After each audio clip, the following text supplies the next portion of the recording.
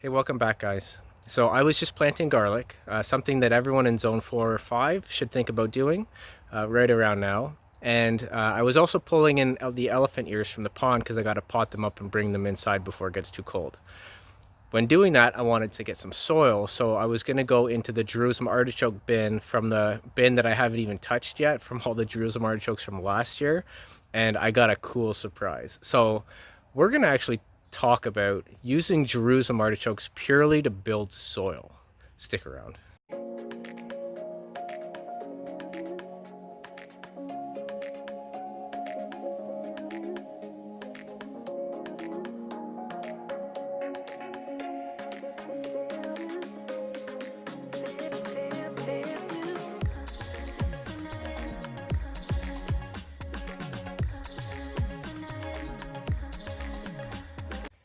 Okay, so first up, here are some of the elephant ears that I'm going to propagate for next year.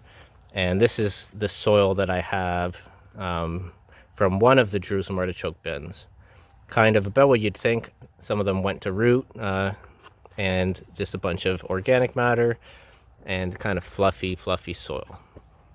But in the other bin, I found something very different. This is the other bin. And what do we have here but red wiggler compost worms and an earwig? But red wiggler compost worms, and this is a bin of worm castings. Okay, so let's go look at a very popular plant that a lot of permaculturists like to talk about in terms of building soil. In this slightly wild and crazy bed, I wanted to plant something that would come up in the fall, live throughout some cold weather anyways, not maybe the winter, and then turn into basically a bunch of worm food. That's right, these are Daikon radish. Now Daikon radish actually grows really well and puts on this huge plant and this huge tuber right here, and they will get much bigger than this even. They'll get the width of my hand here. And the idea, especially in clay soils, is to plant the Daikon radish and leave it in the ground. They'll put on little seed pods that you can eat for radish, but the idea is you can take some radish if you like radish, but the idea is that you're turning this into worm castings. So you're just gonna let the Daikon radish grow, get this big giant tuber, and then you're gonna actually leave it in the ground. And that Daikon over the winter time will basically just sit there and get eaten by worms. And the worms will turn that whole entire vegetable, all that root and energy, into brown gold worm castings, one of the best fertilizers that you can have for your garden. So a lot of people will actually plant Daikon radishes not even to eat the actual food, but just as a soil building kind of cover crop that they leave in the ground to build soil with for next year.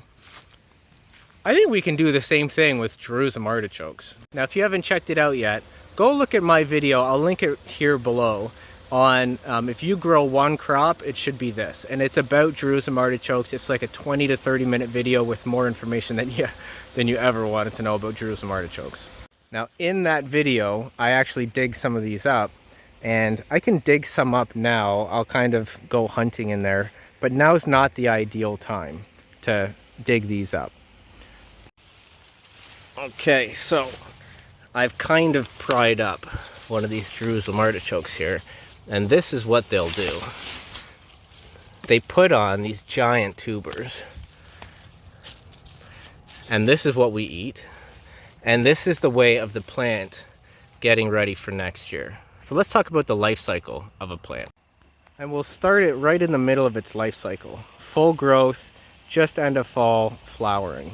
So these are going to flower, and they're going to get pollinated, and then they're going to close up and make seed.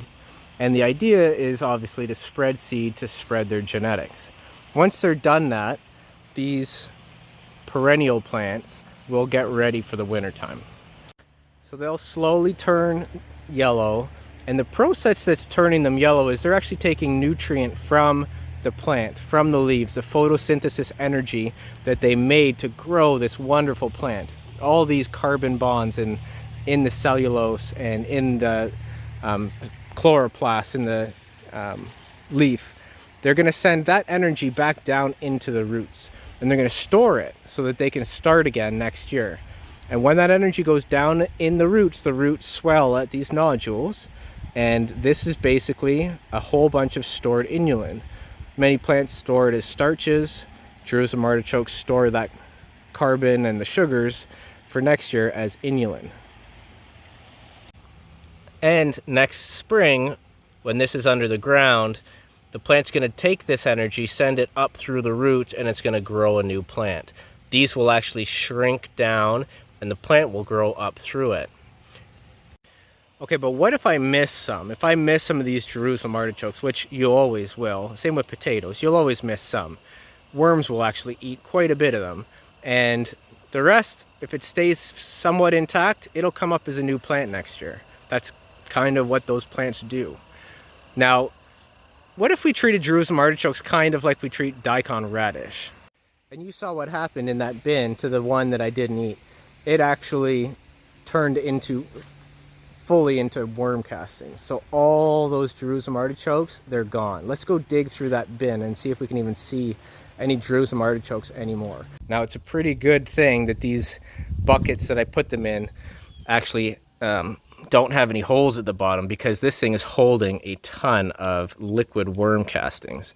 I can drain this off, dilute it with water, and feed it to plants, and then I can mix this worm castings in. Look, it's just covered with worms. Mix these worm castings in and pot up new plants with them.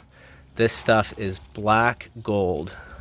Super expensive if you were to buy it in the store, but I just made a giant tin of it, a giant tub of it, for free with excess Jerusalem artichokes. And look at how good that stuff is. Unbelievable.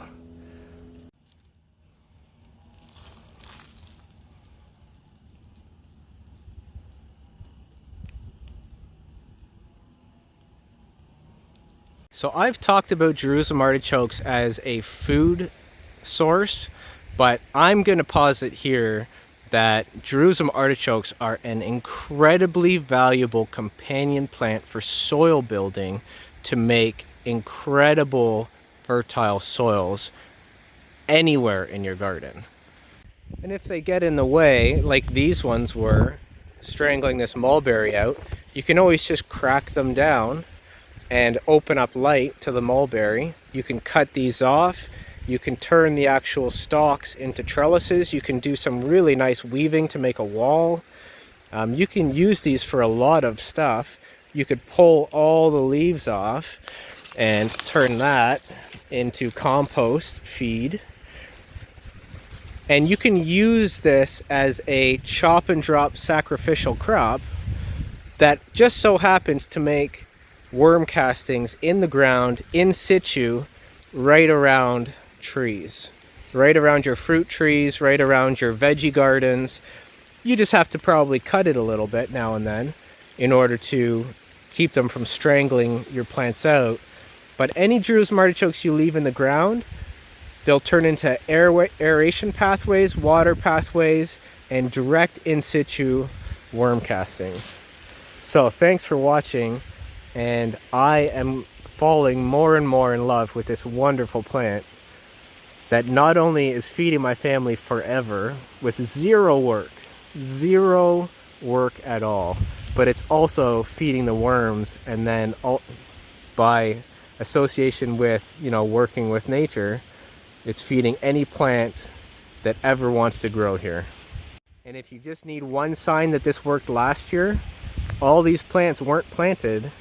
They were excess Jerusalem artichokes that I just didn't happen to find. And if you have any question about the fertility of this strip, just look at this. Extremely fertile. Hey guys. Hey, Jin. She smiles. Hey Harold. You got me. Stranger danger. Here's the pond. Little bit of a rainfall right now. but it's so nice to be out here. I don't know, I just love the rain. Fish love the rain. Thanks for watching, guys, and I'll see you on the next one.